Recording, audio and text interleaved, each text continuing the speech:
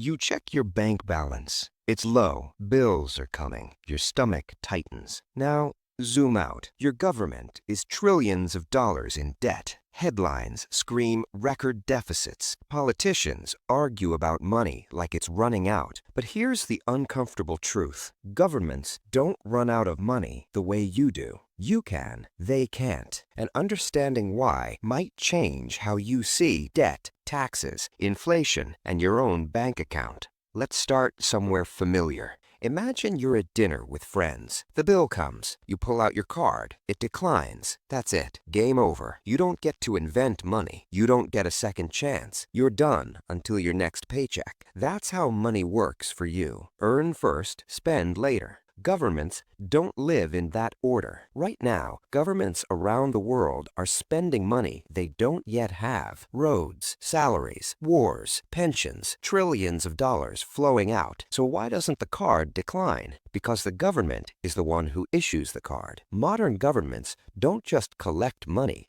they create it. When a government spends, it doesn't dig through a vault to see what's left. It instructs the central bank and the banking system to credit accounts. New money appears digitally, instantly. Taxes don't fund spending the way your paycheck funds your rent. They mostly come after. That sounds insane. It feels illegal. But that's the system. Historically, this wasn't always true. Go back a few hundred years, kings literally ran out of gold. Empires collapsed because the treasury was empty. Wars ended because there was no money left to pay soldiers. Then paper money happened. Then central banks. Then fiat currency. Money stopped being a physical thing and became an agreement. As long as people accept it, it works.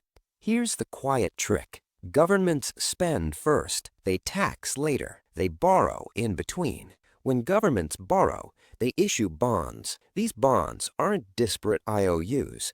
They're savings instruments for banks, pension funds, and investors. Your retirement fund probably owns government debt. So when you hear the government owes trillions, ask owes to whom?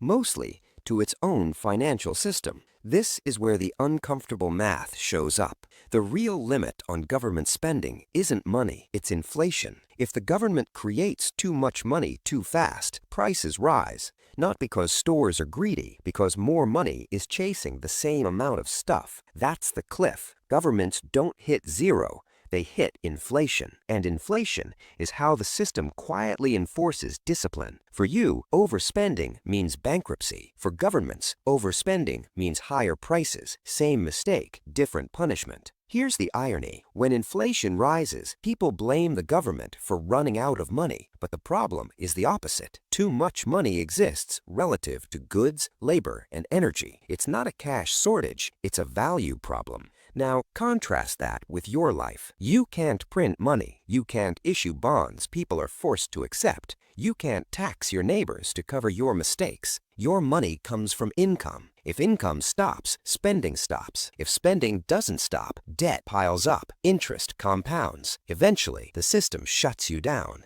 You face hard limits. Governments face soft ones. This is why governments can survive numbers that would destroy households. Trillions in debt sounds catastrophic because you're imagining it like a credit card. It's not. It's closer to a scoreboard. But don't mistake this for comfort. Just because governments don't run out of money doesn't mean nothing breaks. When inflation spikes, savings lose value. Fixed incomes suffer. Wealth quietly shifts from people who save to people who own assets. The system doesn't explode, it erodes. Slowly, politely, relentlessly. And here's the part nobody likes to say out loud. The same system that protects governments is the same one that exposes individuals. You feel inflation immediately. They manage it statistically. You cut back. They adjust interest rates. You lose purchasing power. They call it stabilization. So next time you hear someone say, the government is broke, understand what they really mean. The government isn't out of money. The system is testing how much pressure society can absorb. And that raises a harder question. If governments can always create money,